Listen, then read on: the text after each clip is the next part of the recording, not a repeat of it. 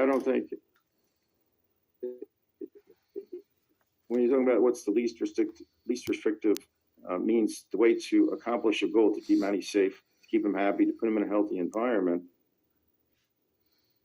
putting him with the uncle under something less restrictive than terminating his rights would be something that would be appropriate in this case. And then at that point, whatever relationship Manny and the father would develop would be natural and wouldn't be under the threat of Manny being moved to his father, which seems to be what Manny's biggest concern is right now. He doesn't want to live there. He doesn't know that area. He wants to go back to Massachusetts. I think there's a way for the court to satisfy both in this situation. So, thank you, Your Honor. That's my close. Thank you. Thank you. Any rebuttal? I just want to point out, because there was a new suggestion about permanent guardianship, and Supreme Court case SM v. DCF 202 Southern 3rd 769 expressly states that permanent guardianship is not an alternative or even a consideration under the least restrictive means analysis, which doesn't apply in this case anyway because of the statute. But SM stands for the proposition. Let me pull up the quote. Sorry, I didn't provide this because this was just brought up in closing.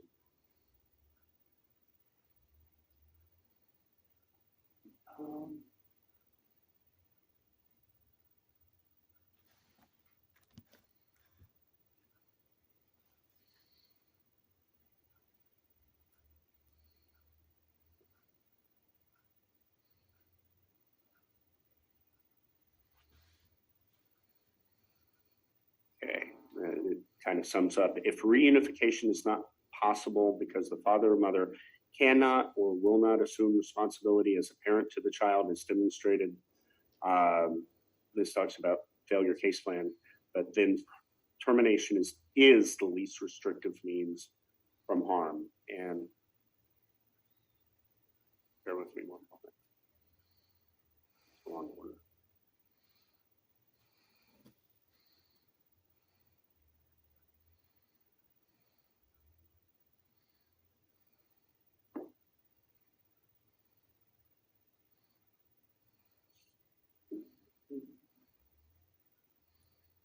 So that shouldn't be applicable, right?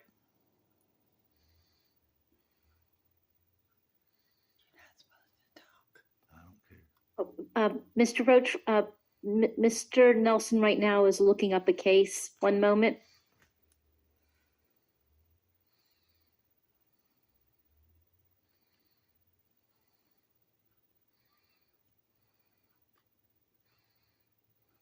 Okay, here it is. In the summary of the case at the beginning, gives the key. The specific issue we address based on certified conflict between the fourth and the first is whether under the least restrictive means prong enunciated in Padgett. I'm sorry, my allergies are acting up, so I'm trying to read through one eye right now. Oh, okay. I understand. So He's dismissing. the trial court is required to consider a permanent guardianship rather than adoption in order to preserve the parent-child bond and allow the parent to have continued contact with the child after grounds, and this is key, after grounds for termination of parental rights have been established. It goes on, as the fourth district court explained, the focus of the least restrictive means is whether the parent has the ability to parent the child with all the responsibilities that it entails, not merely to be an occasional presence in the life of the child, and it was rejecting the option of PG. And the Supreme Court says, we agree with the conclusion of the fourth district. So the court, once the grounds for TPR are proven, which here I submit that they have been by clear and convincing evidence, the court can't consider PG, just like the court can't consider, well, we'll offer a case plan just in case. The grounds are the grounds, and the legislature is clear. In this case, Mr. Roach made no efforts whatsoever, whether he could afford a lawyer or not. The fact is, his testimony didn't even try. You know, even if he's only earning a little bit of money, well, one thing, he testified that the reason he's doing gig work is to keep the government out of his paycheck, which means he really testified that he's avoiding taxes and by extension thereof, his child support obligation intentionally. And he did nothing voluntarily all these years.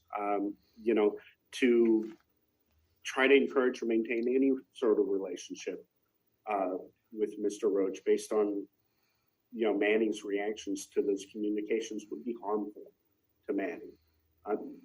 Miss Lucier passed away, but there was a reason she had an injunction in place. There was a reason that she wasn't maintaining, any contact with him, even though she was giving the father updates. And, Mr. Roach did nothing to foster a relationship with himself. That's all, Your Honor. This concludes the closing arguments. The court is So prepared I'm to not rule at I'm this not allowed time. to comment on his behalf, huh?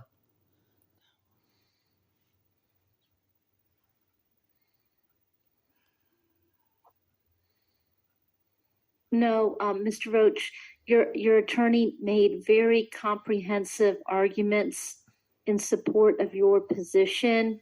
And so the attorneys make argument to the court. You provided your testimony and you made your position clear through your testimony. So at this time, the evidence has been closed, the testimony closed, and arguments have been submitted to the court by all of the parties' attorneys. I will now rule as required. Based upon the testimony, the evidence presented, taking into consideration all of the witnesses' testimony and the exhibits admitted in evidence, which I did review as they were submitted to the court earlier this week. My review of the notes of the testimony of the witnesses who appeared earlier this week and the witnesses who testified today, taking into consideration all of the attorney's arguments and the case law and statutory authorities cited by counsel, the court makes the following findings. First, the court must address the grounds for termination and whether the department has demonstrated by clear and convincing evidence the grounds that were alleged in the petition and that were pursued during this trial. The court finds first the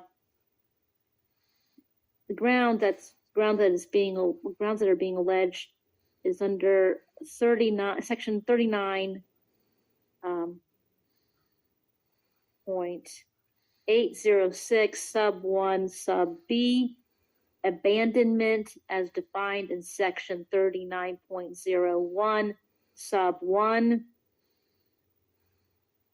Section 39.01 sub 1 defines abandonment as a situation in which the parent or legal guardian of a child, or in the presence of a parent, or in the absence of a parent or legal custodian, the caregiver, while being able, has made no significant contribution to the child's care and maintenance, or has failed to establish or maintain a substantial and positive relationship with the child, or both.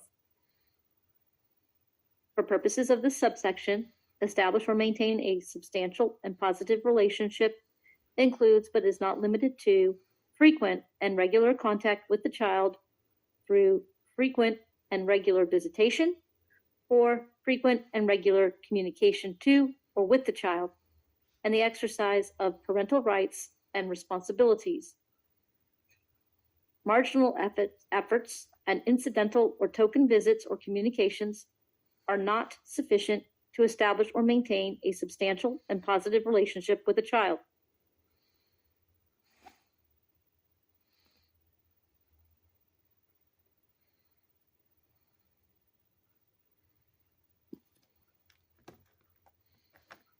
The testimony and the evidence presented in this case shows that the department has met the burden, clear and convincing evidence that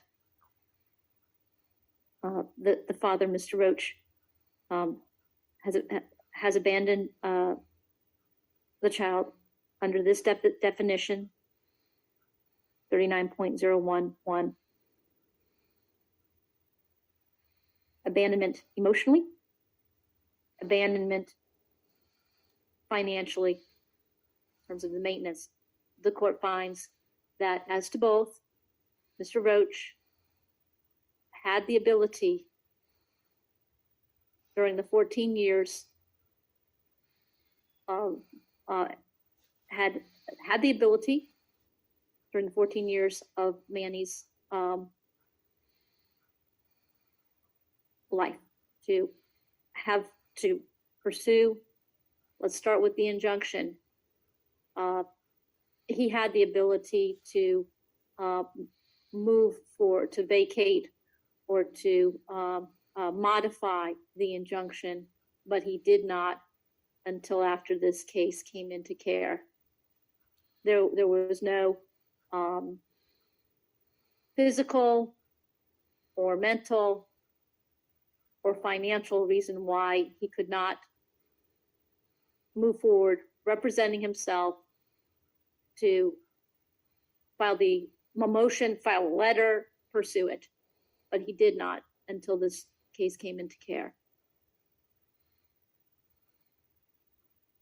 He provided token support during the lifetime of Manny, and he did have the ability, varying in degree, but he still had the ability to provide for maintenance and care, or child support, or some form of in-kind good, but did not. The testimony was clear and convincing as to all of these issues. And the department, rightfully so, did highlight the fact that when Mr. Roach chose to pursue the gig work, he's doing, one of his reasons for doing that is to avoid financial responsibility, avoid paying taxes. The court has addressed the grounds. Now the court has to move to the next prong, which in this case is not least restrictive means, because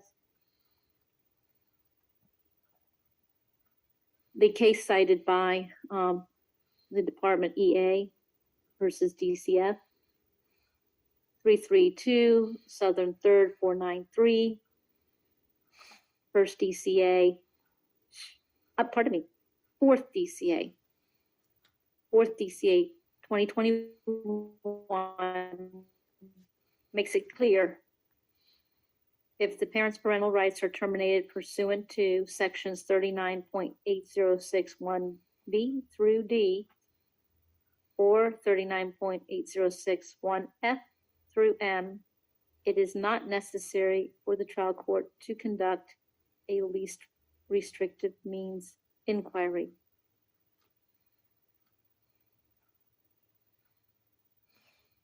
And then it goes on to say, reasonable efforts to preserve and reunify families are not required if a court of competent jurisdiction has determined that any of the events described in paragraphs 1B through D or paragraphs 1F through M have occurred. And the court has found that such events have occurred, namely emotional and maintenance, financial abandonment. So we now move to the next prong, which is the manifest best interest. In order for the court to address this, we start with the burden of proof. The department had to prove by clear and convincing evidence that it is in Manny's best interest that his father's rights be terminated. The court finds that the department has demonstrated by clear and convincing evidence the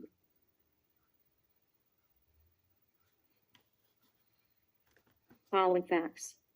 1, Mr. Roach throughout the 14 years of Manny's life up until this case came into care, made no effort to be involved in Manny's life, no involvement emotionally or financially.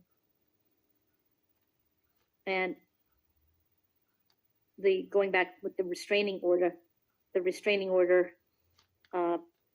even prior to its entry, Mr. Roach had not made any effort.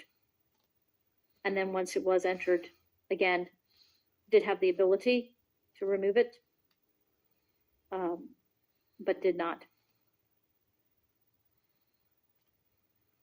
There is no there is no relationship between Manny and Mr. Roach. No relationship. There's no substantial positive relationship.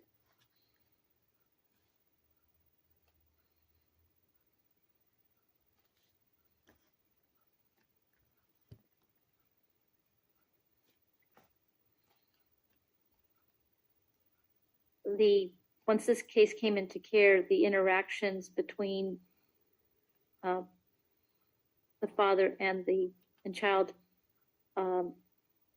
were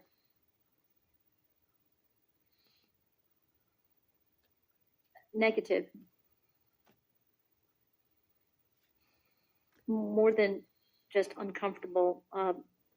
Manny expressed distress. He expressed the feeling that it was creepy. He was distressed by the repeated texts from his father. Manny testified credibly, and the guardian ad litem's testimony is consistent with his testimony.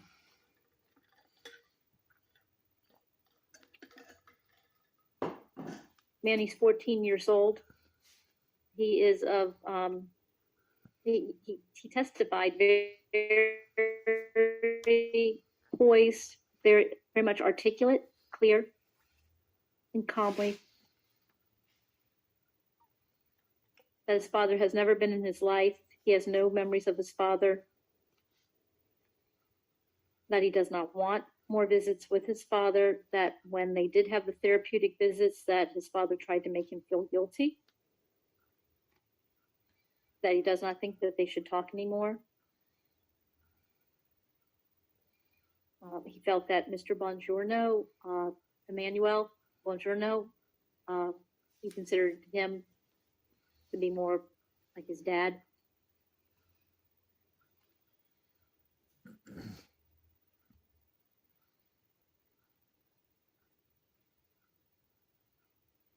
He does not want future visits in person with his father, and does not want a relationship with his father. He's had no relationship with his father. His biological father has not been a father to him.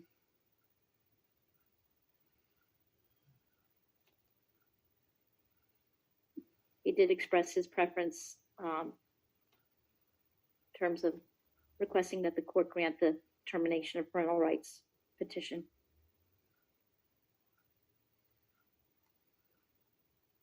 The guardian ad litem provided testimony to the court in terms of the guardian's observations, and that termination would be in Manny's best interest. Manny is able to form a relationship with a parental substitute. Indeed, he has a very strong, loving bond with his Uncle Gary. Manny has no special needs or medical issues that would prevent him from becoming adopted. Adopted. For much of Manny's life, he lived in Massachusetts and has a strong, loving bond, not only with Uncle Gary, but with cousin Denise and other family members in Massachusetts.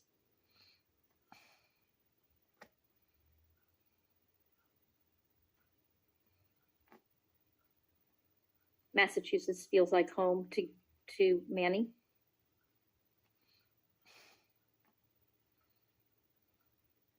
Manny would not suffer any short-term or long-term harm with the termination of his father's parental rights because he has not had a relationship with his biological father.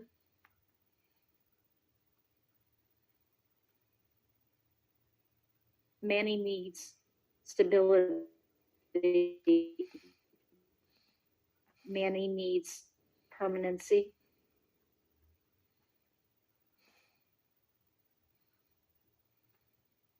Manny should be freed up for adoption.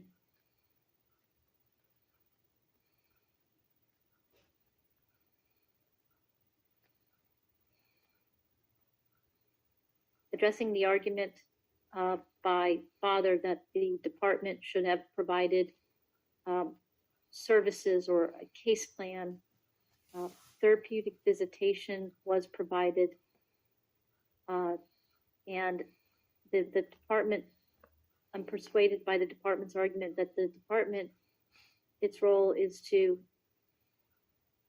maintain, strengthen, or reunify families, and in that vein provide services, but its role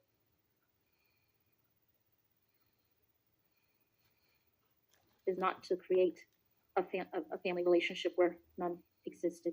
Based upon all these findings, the court concludes that the department has demonstrated by clear and convincing evidence that it is in Manny Lucier's best interest, his manifest best interest, that his father, Jerry Roach's parental rights be terminated. The court is directing the department to provide the court with a proposed final order following today's hearing. Before presenting it to the court, you will, of course, circulate it amongst all counsel of record for approval for accuracy. Yes, Your Honor. And at this time, then, I'd ask the court to adjudicate Manny to be dependent, permanently commit him to the department, and if we can set us a final dispo hearing in 30 days. Based upon this ruling, the court does grant the department's request to adjudicate Manny Lucier dependent and to commit him to the Department of Children and Families. The court sets a disposition hearing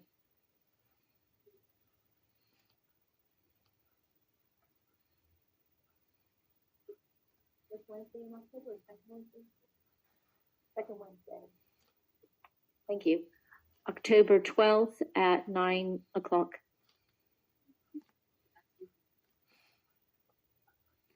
Not out of town, but no. October 19th then, is that fine? October 19th? October 19th at 9 o'clock. We, we'll try to do it by agreed order and cancel the hearing if possible. All right. Thank you very much. Thank you everyone for your courtesies during the hearing. You may be excused at this time. Thank you. Thank you, Thank you. Your Honor, may I ask a question about Belgrade? Not related to a case. Right. You may. We only have 2 cases on the docket.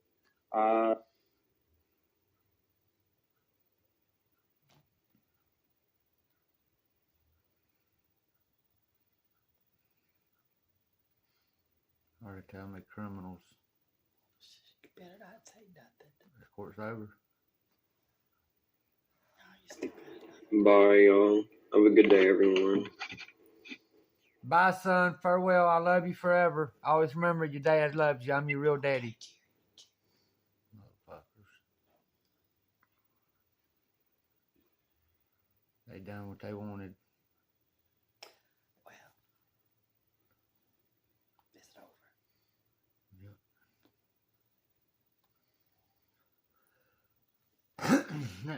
Part of it was you. What they said about you making it all about you. Oh, Mama. Nobody coached me along. Nobody educated me. I had to do this on my own. I understand. I'm sorry. I didn't talked do to it. you. I but talked to I you. didn't do it like everybody wanted it, so fuck it. I ain't worried about it. It's all good. At least I tried, right? That's all. Yes, he knows you all tried. that Yes. mattered. They cut me off and trying to say bye to him. Well, it's